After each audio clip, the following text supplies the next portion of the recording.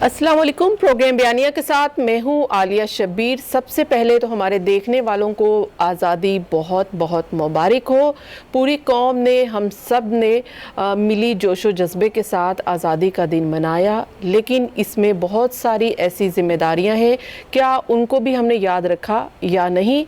आज के प्रोग्राम में इस पर हम बात करेंगे। और मोस्ट इम्पोर्टेंट ये है कि हम बात करेंगे कि 1947 से लेकर आज तक पाकिस्तान को किन किन मसाइल से गुजरना पड़ा, और 1947 में क्या मसाइल थे और आज के पाकिस्तान के क्या मसाइल हैं। और इसके साथ साथ 1947 के पाकिस्तान और नए पाकिस्तान में क्या तब्दीली रोनमा हुई है।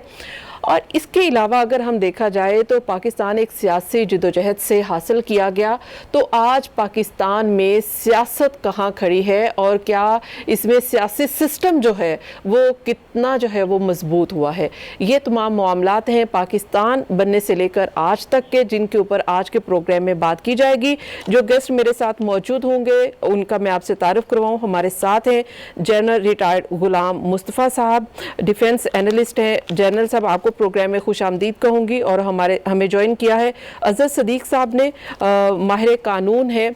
और अजहर सदीक साहब, आपको भी खुश आमदीद कहूँगी। हमें ज्वाइन करेंगे सदीक अल फारूक साहब। वैसे तो PMLN से इनका ताल्लुक है, लेकिन पॉलिटिकल एक वर्कर भी रहे हैं, पॉलिटिकल अब लीडर भी हैं, और इसके अलावा भी एनालिस्ट के तौर पर भी उनका विजन है। इसी हवाले से, पाकिस्तान के हवाले से उनसे बात करेंगे और उनका नुक्ता नज़र जानेंगे। सबसे पहले प्रोग्राम का आगाज़ कर लेते हैं जनरल साहब आपसे। जनरल साहब, सबसे पहले तो ये बताइएगा कि 1947 में पाकिस्तान बना और आज के पाकिस्तान में आपको क्या तब्दीली नज़र आती है? हम हमेशा, आज भी हम नेगेटिव बातें करते हैं कि पाकिस्तान ने क्या हासिल किया है, पाकिस्तान के पास मसाइल ही मसाइल का अंबार है। तो आपको लगता है कि 1947 के मसाइल और आज के मसाइल सेम है या कुछ मुख्तलिफ नज़र आते हैं? देखिए, मैं उन लोगों में से हूं जो पाकिस्तान में ईमान की हद तक यकीन रखते हैं, और मैं कभी अल्लाह का फजल है मायूस नहीं हुआ पाकिस्तानियों से और पाकिस्तान से। इसलिए मैं पहले तो आपसे वो बातें करना चाहता हूं जो मैं समझता हूं पाकिस्तान में बड़ी पॉजिटिव चीजें डेवलपमेंट हुई है। आज पाकिस्तान शुमाल से लेके जनूब तक, मगरब से मशरिक तक एक जुबान बोलते हैं, समझ लेते हैं। एक हम लिबास पहनते हैं, उसमें कोई शर्म महसूस नहीं करते हम। एक हमारा खुराक है, वो आप किसी किस्म के किसी हिस्से में चले जाएं, आपको खुराक मिल जाएगी जो आपको पसंद होगी। फिर ये 22 करोड़ का मुल्क है पाकिस्तान। हमें इसमें गुर्बत नजर आती है। चलिए, आप इसमें से 50% नहीं, 60% नहीं, 70% लोगों को भी, ऐसे लोगों को निकाल दीजिए जो या तो खतरे गुर्बत से नीचे हैं या उनकी लाइफ इतनी ज्यादा अच्छी नहीं है, तो तब भी तकरीबन 4 से 5 करोड़ की आबादी ऐसी है जो एक बेहतर जिंदगी गुजार रही है। अगर आप इसकी तादाद देखें तो मिडिल ईस्ट के तकरीबन बराबर बनती है हमारे इस तादाद। पाकिस्तान में, जब पाकिस्तान बना तो शायद पाकिस्तान में एक या दो यूनिवर्सिटीज थी। आज पाकिस्तान में माशाल्लाह 200 से ज्यादा यूनिवर्सिटीज हैं। जब पाकिस्तान बना तो पाकिस्तान में लोगों के पास काम करने के लिए नहीं था। हमारे पास इंडस्ट्री जीरो थी, एग्रीकल्चर बड़ी हमारी प्रिमिटिव थी। आज अल्लाह का फजल से हमारी इंडस्ट्री इस वक्त ग्रो कर रही है, फ्लरिश तो नहीं कर रही, ग्रो कर रही है। टेक्सटाइल इंडस्ट्री हमारी बहुत अल्हम्दुलिल्लाह आगे चल रही है। मैन्युफैक्चरिंग में हमारे कदम बहुत छोटे छोटे हैं, बेबी स्टेप्स हैं, लेकिन हम स्पीड में भी आ रहे हैं, अल्लाह का फजल है। पाकिस्तान की एग्रीकल्चर प्रोड्यूस अपने मुल्क के लिए काफी है, उसको जाया कर दें वो अलग बात है। फिर पाकिस्तान ने इन गुज़िश्ता 72 सालों में बहुत सारे खतरात का मुकाबला किया है। पाकिस्तान 2 लाख भी हुआ, लेकिन पाकिस्तान आज भी शदीद किस्म के खतरात में घिरे होने के बावजूद भी एक चट्टान की तरह बहुत सारे दुश्मनों के रास्ते में एक खड़ा भी है, दुश्मनी आंख का कांटा भी है, और दुश्मन का मुकाबला भी कर रहे हैं। आज की अवाम, पाकिस्तान के जो 22 करोड़ अवाम है, ये पाकिस्तान के बारे में पाकिस्तान के खित्ते के बारे में मैं आपको यकीन से बताता हूँ, बहुत सारे मुल्कों से बहुत बेहतर समझ। सर, हम सोशल मीडिया पे देखते हैं, जैसे कि 14 अगस्त के हवाले से भी हम आज़ादी का दिन मनाते हैं, तो ये प्रोपेगेंडा सामने आता है कि आज़ादी का दिन तो हम मना रहे हैं लेकिन हम आज़ाद आज भी नहीं है। तो इसको आप कैसे देखते हैं? देखिए, हर एक की आज़ादी का कॉन्सेप्ट डिफरेंट है हमारा। एक तबका हमारा है जो मदर पितर आज़ाद रहना चाहता है, वो बहुत थोड़ी तादाद में लोग हैं। उनके लिए ये भी कतरन है कि अगर आप कहें कि आप बच्ची सर पे दुपट्टा ले या सर पे स्कार्फ रखे, वो भी समझते हैं ये भी गलत है। वो तबका है, उसको आप छोड़ दिए, बहुत छोटा तबका है वो।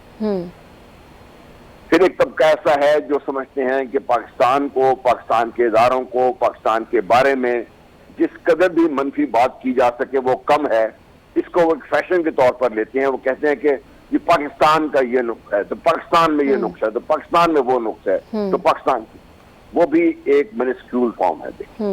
जो पाकिस्तान की मेजॉरिटी है ना, तो वो बहुत ज्यादा प्रोग्रेसिव उनके ज़हन में एजेंडेज हैं, ना उनके ज़हन में बहुत इतने ज्यादा रूल ऑफ लॉ पे आपका ये ख्याल है कि रूल ऑफ लॉ पे यकीन रखते हैं? अजहर सिद्दीक साहब मेरे साथ हैं, मैं उनसे जानना चाहूंगी कि क्या पाकिस्तान में आज़ादी इजहार राय का भी हक है और रूल ऑफ लॉ की भी पासदारी है? क्या ये बैलेंस सिस्टम हमारे यहाँ मौजूद है?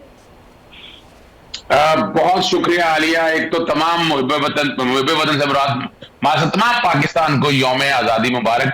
हम सब 14 अगस्त हैं, हम सब पाकिस्तानी हैं और पाकिस्तान है तो हम हैं। शुक्र अल्हम्दुलिल्लाह, बड़े चांसेस मिले मुल्क से बाहर जाने पे, जाकर हम भी जाकर जायदादें बना सकते थे, पर शुक्र अल्हम्दुलिल्लाह यही हैं। औलाद यही रखनी है, औलाद को यही पढ़ा रहे हैं और यही हमने तरवीज लेके जानी है कि हम पहचान ही पाकिस्तान से है और ये बड़ी बात है। अब जहां तक बात आती है आज़ादी इज़हार राय के बारे में, आपके प्रोग्राम पे मैं जो बात कहूंगा हमन ये बात चलेगी, कोई इसमें से आप एक लफ्ज भी नहीं काटेंगी और सारे का सारा। और जो मैं सोशल मीडिया पे बात करता हूँ, जो मैं मीडिया बात है, जो मैं पिटीशन दायर करता हूँ, हर एक चलता है। लेकिन ये एक नुक्ता नजर हमने बना लिया है कि जो मैं चाहता हूं ना वो मेरे तरीके से चले। देखिए, आर्टिकल 19 एब्सोल्यूट राइट नहीं देता है, राइडर लगे हुए हैं उसके अंदर। फ्रेंड रिलेशन पे बात नहीं करनी, इंसाइटमेंट ऑफ ऑफेंस पे बात करनी, कंटेम्प्ट ऑफ कोर्ट नहीं करनी है। आपने अपना मिसाल के तौर पर एक खास राइडर जो बड़ा है ना कि दोस्त ममालिक के साथ और इस्लामिक आइडियोलॉजी के अगेंस्ट बात नहीं करनी है। सर्टन राइडर्स आर देयर और इसके लिए कंट्रोल करने के लिए कैमराज मौजूद है। मैं तो बड़ा वाज़ेह तौर पर ये कहूँ ना, जो हम सोचे हुए ना, मैं बड़ा क्लियरली आ जाता हूँ कि नवाज शरीफ ने 14 अगस्त पे जो बयान दिया, इतना दुख और अफसोस इस कॉन्टेक्स्ट में हुआ कि 30-35 साल तो इन्होंने हुकूमत की है।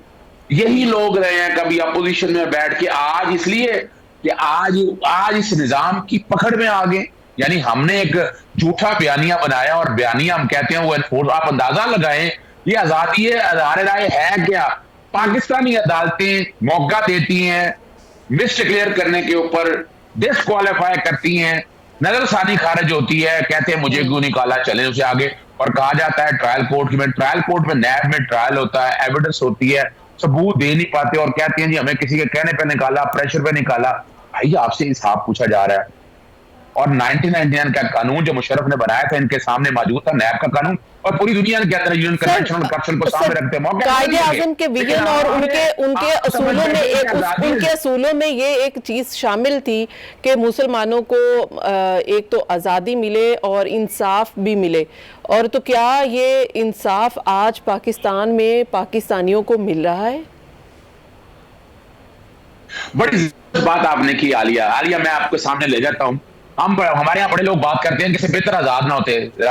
हिंदुस्तान के अंदर देख लें, उनकी काबीना में देख लें कितने के मुसलमान हैं। कश्मीर में जो कुछ हो रहा है आप लोगों के सामने है। बाबरी मस्जिद में जो कुछ हुआ, मुसलमानों के साथ जो कुछ हुआ रिकॉर्ड पे है। दूसरी तरफ पाकिस्तान में हिंदू कम्युनिटी के साथ, किसी क्रिश्चियन के साथ, और किस तरह उसका, यानी आप मंदिर का वाकया ले लें, सुप्रीम कोर्ट ने एक्शन लिया, दिनों में वो मंदिर बहाल हुआ और उन लोगों के खिलाफ बड़ा सख्त एक्शन हो रहा है। और ये मैं चैलेंज कर रहा हूँ पूरी दुनिया के अंदर, ये बता रहे हैं कि जिस तरह का निजाम पाकिस्तान के अंदर इंसाफ का कायम है, वो एक मिथ है। 126 में से 120वें नंबर में पाकिस्तान आ गया। देखिए वो कौन सी है, ये 28 की चले 62 मैंने गिने हुए हैं सियासतदान, वो 62 सियासतदानों का मसला है। वो कहते हैं इंसाफ है ही नहीं। लेकिन सर आपके प्राइम मिनिस्टर भी आपके इस वक्त के आपके प्राइम मिनिस्टर भी ये कहते हैं, इस वक्त की हुकूमत भी, कैबिनेट के लोग भी ये कहते हैं कि हमारे यहाँ इंसाफ का सिस्टम अच्छा नहीं है, इसमें हमें रिफॉर्म्स लाने की ज़रूरत है। तो ये तो हुकूमत खुद कहती है, और जब हमें ये पता चलता है कि नवाज शरीफ साहब किसी डील के थ्रू चले गए और ये जो उनको कोर्ट से रिलीफ मिला, ये रिलीफ दिया गया, तो ऐसी जब चीज़ें आम आदमी को सुनने को मिलेंगी तो क्या वो फिर भी आप कहते हैं कि ये इंसाफ है और आम आदमी के साथ हो रहा है? देखिए मैं बताऊं ना, मैंने 62 लोगों का मसला है, आम आदमी के हवाले से डिले जरूर है, मसाइल मौजूद है, कानून में रिफॉर्मेशन की जरूरत है। 1999 का कानून था कि 30 दिनों के अंदर ट्रायल कंक्लूड करना है। सुप्रीम कोर्ट ने 120 जजेस लगाने का कहा, लेकिन आपकी ब्यूरोक्रेसी नहीं लगाना चाहती। हुकूमत ने कोशिश की कि जजेस आ सके, लेकिन जहां तक ये छोटे मोटे मसाइल है, मिसाल के तौर पर अगर इजाजत दी है तो इजाजत अंडरटेकिंग पे दी है, झूठ बोल के गया है नवाज शरीफ। जो देखे ना सिस्टम को और हमेशा याद रखिएगा, कानूनी सिस्टम के अंदर फ्लॉज मौजूद होते हैं, और वहां क्या है, वहां आपके सिस्टम को फौरन एक्टिव होना है, यूएन कन्वेंशन को सामने रख के। आप मिसाल के तौर पर अगर आपको पता है कि बर्तानिया के अंदर सजा याफ्ता आदमी दाखिल भी नहीं हो सकता, याद रखिए उनको वीजा तक नहीं मिलता है, लेकिन उस निजाम के अंदर उस निजाम को भी डॉज करके नवाज शरीफ वहां रह रहा है। अपना इलाज मेडिकल नहीं करवाया उसने, रिपोर्टें जो सारी दिखाई वो ड्रामा है। डेविड लॉरेंस की वो मेडिकल रिपोर्टें यहाँ 200 रुपए में डॉक्टर को दें, वो रिपोर्ट लिखकर दे देगा, क्या वो मेडिकल बोर्ड बैठा? ये निजाम के अंदर फ्लॉज मौजूद है। ये आपकी पार्लियामेंट को काम करना है। पहले तो सेनेट में इनके पास मेजोरिटी नहीं थी, लेकिन आप नैब का कानून लगा लें, नैब के कानून में जो तरामीम करनी थी मेजोरिटी इनके पास आ चुकी है, सेनेट में भी आ चुकी है। म्यूचुअल लीगल असिस्टेंट के हवाले से और मनी लैंडरिंग के हवाले से कवानीन में तरमीम नहीं कर सकते, और फैटम में हमने क्या कुछ भुगता, और ये सारा ये सिर्फ एक गवर्नमेंट पे ना डालें, बताएं कि इन्होंने हर्डल क्रिएट की कि नहीं। अपोजिशन सारे ने, किसी ने पाकिस्तानी बनकर सोचा, किसी ने कौमियत सोचा, किसी ने स्टेटमेंट के तौर पर सोचा। अगर वो सोचते तो ये मसाइल कभी ना आते। ये सारे एक टेबल में बैठ के सारे मसाइल को, ये तो यहाँ क्या तरीकाकार है कि मैं आऊंगा, मैं करूंगा, मैं आऊंगा, मैं करूंगा, मैं नहीं था, मैं नहीं कर सकता, मैं शर्मिंदा हूं। ओ भाई 35 साल तुम लोग कुछ नहीं कर सके, अब तुम क्या नया रिफॉर्म ले? अगर करना तो भी बताओ कौम को कि ये कानून में तरमीम लानी चाहिए, ये कानून बनाने चाहिए। ना बना सके तो फिर जवाब दे, खाली जुबानी कलामी बातों से काम अब नहीं चलेगा। पाकिस्तान बहुत आगे जा चुका है, बहुत तरक्की कर रहा है, यार लोगों को कहने की आजादी है, कह रहे हैं, और जो कुछ बॉल बका जा रहा है, मुझे मैं चैलेंज करता हूं कि जिस तरह की बातें हमारे यहाँ होती है, आप मुझे अमेरिका में दिखा दें, आप मुझे यूके में दिखा दें, आप मुझे इंडिया में दिखा दें, आप अफगानिस्तान के अंदर क्या कुछ हो रहा है, क्या उनका मीडिया वो कुछ दिखा रहा है जो पाकिस्तान में दिखाया जाता है। ये शुक्र अल्हम्दुलिल्लाह कि पाकिस्तान ही है जिसमें इतनी आजादी है। हम उस आजादी को अपने तरीके से लेना चाहते हैं, उसकी इजाजत नहीं दी जा सकती। राइट, लेकिन 1947 के पाकिस्तान और 2018 के पाकिस्तान के बाद अब नए पाकिस्तान में क्या तब्दीली रूनुमा हुई है, इस पर बात करेंगे एक ब्रेक के बाद। Keep watching.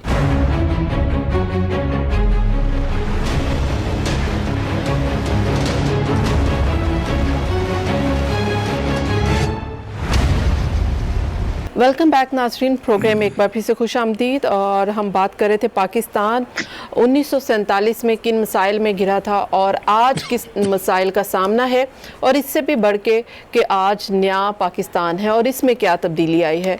हमें सदीक अल फारूक साहब ज्वाइन कर चुके हैं। सदीक अल फारूक साहब, आपको प्रोग्राम में खुश आमदीद कहूँगी। और आपसे पहले मेरे साथ अज़हर सदीक साहब और जनरल ग़ुलाम मुस्तफ़ा साहब बात कर रहे थे कि इस वक्त पाकिस्तान को इस वक्त किन चैलेंजेस का सामना है, किन मसाइल का सामना है, और 1947 में क्या था।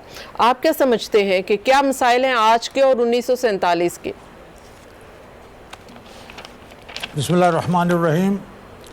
देखिए आलिया शब्बीर साहिबा, 1906 में मुस्लिम लीग बनी और उसकी जिद्दोजहद आगे बढ़ती गई और 1947 में पाकिस्तान बना, यानी 41 साल बाद एक पूरा मुल्क वजूद में आया, एक सियासी तहरीक, एक सियासी जमात के प्लेटफॉर्म से, और फाइनल जो उसे कामयाबी से हमकिनार किया, जिसके हाथों अल्लाह ताला ने, उनका नाम मोहम्मद अली जिन्नाह कायद आज़म थे। उस वक्त जो जज्बा था वो आप देख लीजिए कि लोग ये समझ रहे थे कि अब ये बिल्कुल इस्लामी फलाही रियासत बन गई है।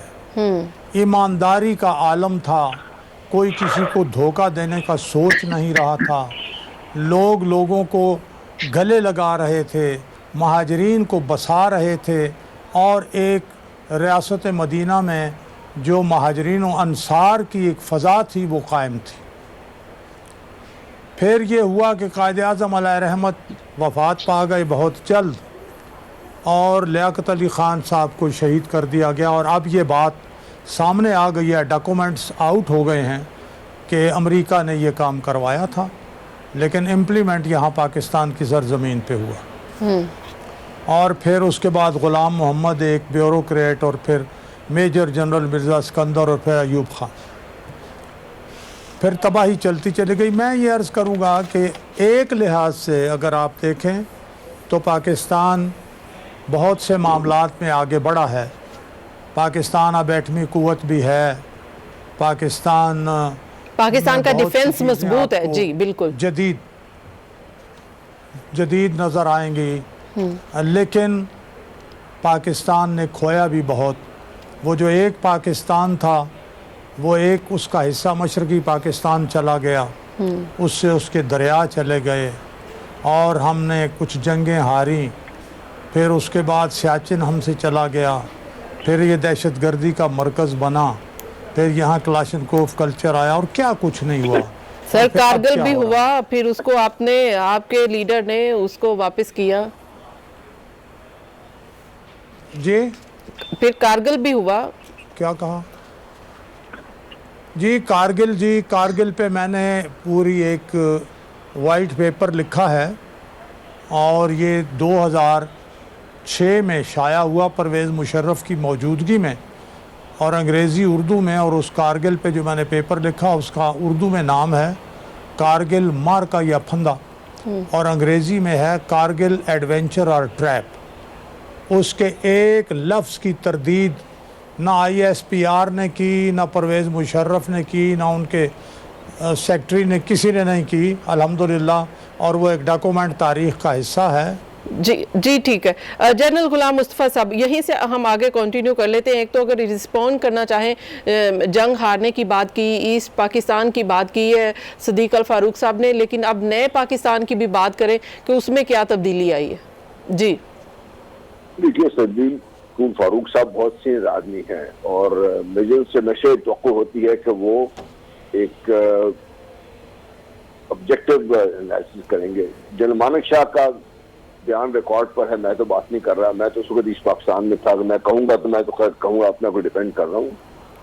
उसने कहा Pakistan army had no chance, 50-1 थी लड़ाई वहां पे। 50 इंडियंस के मुकाबले एक पाकिस्तानी सोल्जर था। इसमें साथ आप जो दूसरे बंगाली को मिला लें, तो वो तो तारीख इसमें जो भी ये बात करते हैं, चाहे नवाज शरीफ जो बात करता है, जो भी बात करते हैं, ना तारीख समझिए है ना उन्होंने पढ़ा है उसको। इस बारे में बात करना मैं समझता हूँ कि जरूरी नहीं है। दूसरी, जहां तक कारगिल का ताल्लुक है, कारगिल एक ऐसा वक्त है कि जहां पर अगर नवाज शरीफ साहब अगर ये क्लेम करते हैं कि मुझे नहीं पता था, तो ये उनकी न समझ एक किस्म की कमजोरी जाहिर करती है, क्योंकि DGISI उनकी मर्जी के, DGI भी उनकी मर्जी के, DGFI उनकी मर्जी के, तमाम उनके लोग उनकी मर्जी के, फिर भी पता नहीं बरा, उनको तो छोड़ें आप इसको। पाकिस्तान जब बना उस वक्त लोगों को शक नहीं था कि हमारा दुश्मन कौन है और क्यों हम पाकिस्तान में आए हैं। पाकिस्तान की बनना जरूरी था।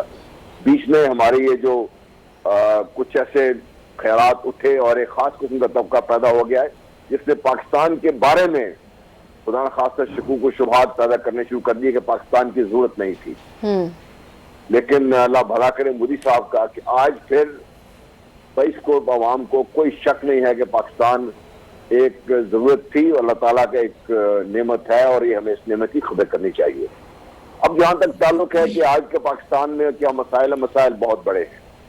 हमारा एक सियासी इस्तेकाम जो हमें हासिल होना चाहिए था वो हम हासिल नहीं कर सके और इसमें हम एक दूसरे को इल्जाम तराशी तो करते रहते हैं एक दूसरे की, लेकिन एक मुत्तफ़िक़ आइन बना और फिर आइन की शक्ल हम बिगाड़ते गए। आज आइन को और 1973 के आइन को मुकाबले में रख लें तो इसकी इंतहाई बिगाड़ी हुई शक्ल आपके सामने नजर आती है।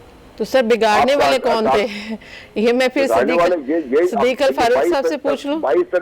22 तरमीमें किसने की? मैंने तो नहीं की ना, मैंने तो नहीं की। जो जनरल ज़ियाउल हक ने की थी या किसी और ने की, 2 तरमीमें तो खत्म कर दी गई। मैं आज की शक्ल की बात कर रहा हूँ इसकी, ठीक है जी। फिर आपने अदालती निज़ाम की बात की। मुझे मियां नवाशी साहब का जब उनको तीसरी दफा वज़ीर-ए-आज़म से हटा दिया गया तो फिक्र आज तक नहीं भूलता। उन्होंने कहा था कि मुझे तो पता ही नहीं था कि हमारे अदालती निज़ाम इतना खराब है, वरना मैं इसको ठीक करता।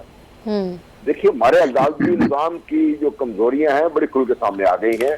हमारा जो जस्टिस सिस्टम है इसको बहुत ज्यादा इस्लाहात की नहीं, नए जस्टिस सिस्टम की जरूरत है जो आज के हालात के मुताबिक हो। 1935 के जो एक एक्ट के तहत हमने बना के उसको बिगाड़ते रहे, बनाते रहे, बिगाड़ते रहे, इस शक्ल में लेके आ गए हैं कि आज लूप होल इसके बड़े बड़े हैं यहाँ पर कि आप उनके लूप होल में किसी को बंद करना मुमकिन ही नहीं है इसके ऊपर। फिर एक बहुत बड़ा पाकिस्तान में ये तबकाती तकसीम है वो बड़ी खुल के सामने आ गई हुई है। यहाँ पे एक तबका है जो बहुत पावरफुल है जिसमें तमाम क्रॉस द बोर्ड, आप मिलिट्री को भी शामिल कर लीजिए, दूसरे लोगों को भी शामिल कर लीजिए।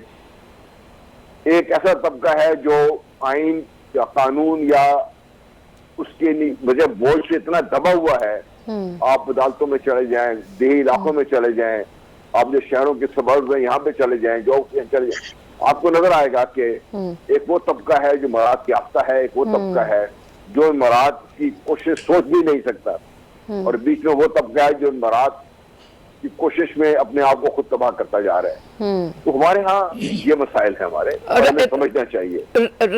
राइट।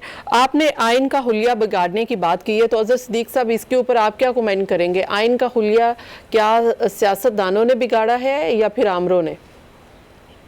बहुत शुक्रिया आलिया साहिबा। अगर आपको याद हो कि जनाब कायदे आजम मोहम्मद अली जिन्ना साहब का ख्वाब जो था ना, वो पाकिस्तान में सदारती निजाम के हवाले से था। पाले निजाम के उपनाम के हवाले से उनके अपने हाथ की लिखी हुई चीजें रिकॉर्ड पर मौजूद हैं, लेकिन उन्हें क्या पता था कि यहाँ माफियाज और कुछ लोग ऐसे हैं जो पाकिस्तान को खत्म करने के दर पे हैं, और वो माफियाज की शक्ल में, किसी शक्ल में बैरूनी एजेंडा लेकर इस मुल्क में मौजूद रहे, और हर एक को पता है कि वो मुसल्लत कर दिए गए। हम डिक्टेटर्स को कहें, जिसको मर्जी कहें, लेकिन ये भी एक तारीख का हिस्सा है कि सियासतदान उन्हीं लोगों को पैदा किए हुए आज लीडर बने फिरते हैं। आज वो कहते हैं आजादी की बातें करते रहते हैं, लेकिन हर एक को पता है उनको ठोक दिया गया हमारे ऊपर। कारगिल की वार के हवाले से वो बड़ा क्लैरिटी के साथ हर एक को पता है कि कौन कसूरवार था, और तारीख के और आखिर ने ये चीज साबित कर दिया है कि यारी दोस्तियां नरेंद्र मोदी के साथ या इंडिया के साथ किन की है। अपना फलों की, आमों की टोकरियां, साड़ियां, ये सारे हमने देख लिया। सचिन जिंदाल का आना, मेटल का मरी के अंदर बगैर वीजों के आ जाना, काबुल से नरेंद्र मोदी का निकलना, घर आ जाना, ये सारी चीजें तारीख का हिस्सा, ये समझने के लिए काफी है। और वहां भी देख लें, वहां हमदुल्ला जैसे लोगों से मिलना, ये तो तारीख की बात है। तारीख हम बड़े वाज़ेह तौर पर चीजें क्लियर करती जा रही है, और इस आइन के हुलिया में काटने में जितना कसूर इन्हीं लोगों का है। 18वीं तरमीम देखे ना, इस वक्त पाकिस्तान में सबसे ज्यादा बुराई की जड़ 28वीं तरमीम है। ऐसे को प्रोग्राम रखिएगा, मैं आपको अलग-अलग बताऊंगा कहां कहां किया, और आप वो सामने देख लें। महंगाई का क्या लड़ाई है, वफाक कहता सूबों ने करना है, सूबा कहते हैं वफाक ने करना है। यानी कमाल हमारे सारा हालात आसान रख दिया। तालीम का निजाम वफाक और सूबे बट के रह गए, सेहत का निजाम वफाक और सूबे बट के रह गए। ये तारीखी बातें हैं सारी। उसके बाद पानी की लड़ाई, और सारी चीजों में एक तरफ रखता हूं, वो आपको आने वाले दिनों में एक बड़ी क्लैरिटी के साथ मिल जाएगी। इशू बड़ा सीधा सा है, इस मुल्क को अब एक नए आइन की जरूरत है। इस मुल्क में जमहूरियत ढकोसला साबित हो चुका है। ये जो मोदी को या इंडिया को सलामती काउंसिल की रुकनीत के लिए वोट दिया है, वो नवाज शरीफ ने दिया है या इमरान खान ने दिया है? नंबर 1। नंबर 2, 5 के मुकाबले में 6 धमाके अमरीकी सदर के दबाव के बावजूद नवाज शरीफ ने किए हैं या इमरान खान ने किए हैं? नंबर 3, ये सी पैक जो है, ये अमरीकी मुखालफत और भारत की मुखालफत के बावजूद इसका काम शुरू करके $30 बिलियन के प्रोजेक्ट अपने दौर में नवाज शरीफ ने मुकम्मल किए हैं या इमरान खान ने किए हैं या अजहर सिद्दीक साहब ने किए हैं? नंबर 1। नंबर 2, ये जो कहते हैं कि जी कायदे आज़म का, जिसने भी कहा, चूँकि आवाज़ साफ नहीं आ रही थी, कायदे आज़म का जो ख्वाब था वो सदारती निज़ाम का था। ये ज़ियाउल हक ने कहीं से ये शोशा छोड़ा था। पार्लिमानी निज़ाम अगर ना होता और कायदे आज़म इस निज़ाम के लिए ना कहते तो पाकिस्तान में ये निज़ाम ना होता ना, 56 का दस्तूर बनता। जनाब सदारती निज़ाम पाकिस्तान में अमरीकी मफाद के लिए कहा जा रहा है, क्योंकि मेरे पास भी एम्बेसडर्स आते रहे हैं और बिलखसूस परवेज़ मुशर्रफ के दौर में, तो जब वो जमहूरियत की बात उन्होंने की, मैं नाम नहीं लूँगा उन मुल्कों के एम्बेसडर्स का, मैंने कहा आप जमहूरियत की बात करते हैं और सपोर्ट परवेज़ मुशर्रफ को कर रहे हैं। उन्होंने अंग्रेज़ी में कहा yes, because when there is dictatorship in Pakistan, one man delivers, and when there is democracy, no one delivers. तो उन्हें we have to go and knock from door to door. नहीं डिलीवर पाकिस्तान को अगर करने की बात है तो फिर तो वो सही कह रहे हैं ना कि अगर डिलीवर करते या अमेरिका को डिलीवर करने की अपने मुतालबात मंजूर करवा के चले जाएं, और पार्लियामेंट हो तो फिर मुश्किल हो जाता है। और 18वीं तरमीम जिस बंदे ने कहा है कि ये मुसीबत है, ये 18वीं तरमीम मुसीबत है, पार्लियामेंट ने इत्तेफाक राय से पास की है, और एक आदमी बैठ के यहाँ कह दे ये गलत है, ये इस एक आदमी के पास क्या इख्तियार है कि वो पूरे पार्लियामेंट के इख्तियार को जो है वो कहे गलत है? क्या हैसियत है पार्लियामेंट? किस पार्लियामेंट की बात कर रहे हैं आप? खुदा राया ना, ये तो कायदे आज़म का विजन था और ना ही ये पाकिस्तान के लिए सूटेबल रही है, और शायद यही वजह है कि आज हम इन हालात से दो चार हैं। देखिए क्या कायद तो है ना कि आज हम इन हालात से दो चार हैं, ये तो हकीकत है कि पाकिस्तान के मसाइल हैं। आप मसाइल को आइडेंटिफाई कीजिए और देखिए। लेकिन सर देखिए, जैसे आप भी कह रहे हैं कि ये जो तरमीम की गई, ये जिम्मेदार कौन है? ये सियासतदान है कि आइन? अज़र सिद्दीक साहब कह रहे हैं आइन को नहीं मानते, फिर सिस्टम को नहीं मानते। मैं आपसे जो बात कर रहा हूँ, अब मैं और बात कर रहा हूँ आपसे। मैं ये कह रहा हूँ कि 1973 का जो आइन था, मैंने पढ़ा है, मैंने उसकी तशरीह भी पढ़ी है, उस आइन को ले लें और आज जिस शक्ल में आइन है, और ये जो 22 तरमीमें की गई हैं, ये सारी वो तरमीमें नहीं है जिसको आप कह रही कि डिक्टेटर ने की, फलाने ने की। डिक्टेटर की तरामीम तो सारी उन्होंने खत्म कर दी इन्होंने, बड़ा अच्छा किया इन्होंने। लेकिन मैं उस आइन की बात कर रहा हूँ जो आज हमारे सियासतदानों ने जिसकी गुड़िया बिगाड़ के सामने रख दी, मैं उसकी बात कर रहा हूँ। ये नंबर 1। नंबर 2, ये आइन मुतफिका है, डेफिनेटली रिस्पेक्टेड है ये, लेकिन पुरानी सहीफा नहीं है ये। सारी दुनिया के आइनों में तब्दीली होती है। हमारे बाद तुर्की मुल्क में, तुर्की ने अपने आइन में तब्दीली की है, सब कुछ किया उन्होंने एक पार्लियामेंट्री सिस्टम से प्रेसिडेंशियल सिस्टम पे आ गए हैं। तो क्या तुर्की तबाह हो गया? ये हमारी जो सोच है ना, ये सिर्फ बहुत लिमिटेड जो हमारी विजन है ये कि हम पता नहीं क्यों जुड़ के बैठे हुए हैं। अगर पाकिस्तान के लिए बेहतर इस आइन को, तो इसको आइन को आगे चलाएंगे, इसको बेहतर कीजिए आपको। अगर ये आइन आपको डिलीवर नहीं कर रहा, अगर उनके अकॉर्डिंग पॉलिटिकल पार्टीज कोई तरमीम करती हैं तो आपके अकॉर्डिंग जो है वो ये कह दिया जाता है। जी मुझे हक नहीं है इसका, मुझे हक नहीं है इसका। क्या ये एक आदमी को हक है कि वो मुझे बताता है क्या चीज ठीक नहीं है? जी जी जी, मेरे अपने व्यू हो सकता है। जी एक सेकंड सिद्दीक फारूक साहब, जी जी जी ठीक, जी ठीक है सिद्दीक फारूक साहब, बात कर मैं मेरा अपना व्यू हो सकता है कि नहीं हो सकता? जी बिल्कुल हो सकता है, बिल्कुल हो सकता है। या कौन मुझे रोकने वाले हो सकते हैं? भाई मुझे कोई रोक नहीं सकता मेरा व्यू होने से। अगर सिद्दीक फारूक साहब का एक रिव्यू है तो ठीक है, व्यू पेश करें। मैं नहीं रोक रहा, ये मैंने फैसला नहीं कर रहा, मैंने फैसला नहीं कर रहा। फैसला उन लोगों ने करना है जिनको मैंने इलेक्ट करके पार्लियामेंट में भेजूंगा। लेकिन सर देखिए, अगर वो तरमीम करते हैं, अगर वो इलेक्टेड लोग तरमीम करते हैं तो आप इत्तेफाक नहीं करते। आप मेरी बात सुन लीजिए, आप मेरी बात सुन लीजिए जी। ये आपकी ये पार्लियामेंट, इससे पहले वाली पार्लियामेंट, कोई पार्लियामेंट आपकी आजाद नहीं है। आपने आइन का ऐसा बिगाड़ दिया है कि पार्लियामेंट में बैठे हुए लोग, उनको जो इसकी मेजोरिटी है वो कंट्रोल करता है prime minister. Prime minister executive का हेड भी है, वो पार्लियामेंट को भी कंट्रोल करता है। ये कैसे चल सकता है ऐसे मुल्क? कैसे का कौन चेक करेगा पार्लियामेंट प्राइम मिनिस्टर को? अब हम कमाल करते हैं। अगर ठीक है पार्टी की मेजोरिटी नहीं है, 2 या 3 पार्टियां मिल जाएं तो जो चाहे वो करे इस मुल्क के साथ, उनको कोई चेक करने वाला नहीं है। आपको जो एग्जीक्यूटिव का और पार्लियामेंट के जो डिफरेंस है वो उसको हमने गड़बड़ करके रख दिया बीच में। इसमें कैसे चलेगा मुल्क की? आपको एक प्राइम मिनिस्टर, लेट से मैं प्राइम मिनिस्टर कल को एब्सोल्यूट मेजोरिटी के साथ आगे बैठ जाता हूँ, पार्लियामेंट भी मेरी है, हुकूमत भी मेरी है, मैं जो चाहे करूं, क्योंकि कानून हमने पास कर दिया हुआ है कि पार्टी लीडर की इजाजत के बगैर आप कुछ कर नहीं सकते। पार्टी लीडर वहां पे डिक्टेटर बन के बैठे हुए हैं। This the first form dictatorship तो आपको हो सकती है, जो आपको हम जज्बाती से नहीं, हमें सोच के फैसले करने हैं पाकिस्तान के लिए। पाकिस्तान के हालात, अपने मखसूस हालात में हमें अपने फैसले करने का अख्तियार होना चाहिए, हमें अपनी बात करने का अख्तियार होना चाहिए। मैं जी जी ठीक, सिद्दीक अल फारूक साहब आप रिस्पॉन्ड करना चाह रहे थे? मुझे इजाजत दें। जी जी बिल्कुल। देखिए जी, पहली बात तो ये है कि जो पाकिस्तान में आइन और बाई कैमरल पार्लियामेंट का सिस्टम, दो ईवानी मुकन्ना का चल रहा है, ये बरतानिया में है, ये इंडिया में है, ये बांग्लादेश में है, ये श्रीलंका में है, ये कई मुल्कों में है और बड़ी खूबसूरती से चल रहा है। इसलिए कि वहाँ अमेरिका के ज़रिए, अमेरिका किसी और के ज़रिए मुदाखलत नहीं कर सकता। यहाँ मुदाखलत होती है, यहाँ मुदाखलत होती है और जनाब जो मर्जी करते हैं, कहते हैं जी प्राइम मिनिस्टर तो मुंतखब हो के आता है ना, अगर इलेक्शन ठीक फेयर हों, फ्री हों। दूसरी बात यह है हुजूर कि यहाँ जब जब इस मुल्क को बर्बादी की है इसकी और दो टुकड़े हुआ है, उस वक्त कहाँ प्राइम मिनिस्टर थे? कौन था उस वक्त?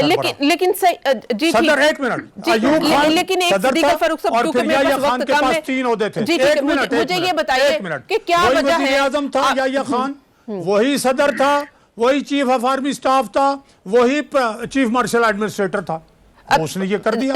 उसके बाद जो अपना दहशतगर्दी की जंग है वो ज़ियाउल हक के दौर में हुई, फिर उसके बाद परवेज मुशर्रफ आ गए जनाब, उसने उठा के पूरा आइन ही उठा के फेंक दिया। अब एक बड़ी आम बात है, क्या है जी आइन, ये हम उठा के जिस वक्त मर्जी फेंक देंगे। भाई जब ये करोगे तो फिर मुल्क चले सर, ये तो एक ऐसी बहस है। अगर आप लोग, एक मिनट, जो भी सियासत करना चाहता है वो इलेक्शन लड़े ईमानदारी से, पार्लियामेंट में जाए। लेकिन सर फिर सियासी जमातें मजबूत क्यों नहीं हो रही? सिद्दीक अल फारूक साहब मुझे इस सवाल का जवाब दीजिए, आज तक पाकिस्तान की सियासी जमातें मजबूत क्यों नहीं हो सकी? मुस्लिम लीग, आप देखें कि आज मुस्लिम लीग में से कितनी मुस्लिम लीग नवाज बन चुकी है और उसमें से भी शीम मीम निकलने की बातें होती हैं, और कोई मुस्लिम लीग काफ है, कोई मुस्लिम लीग फंक्शनल है।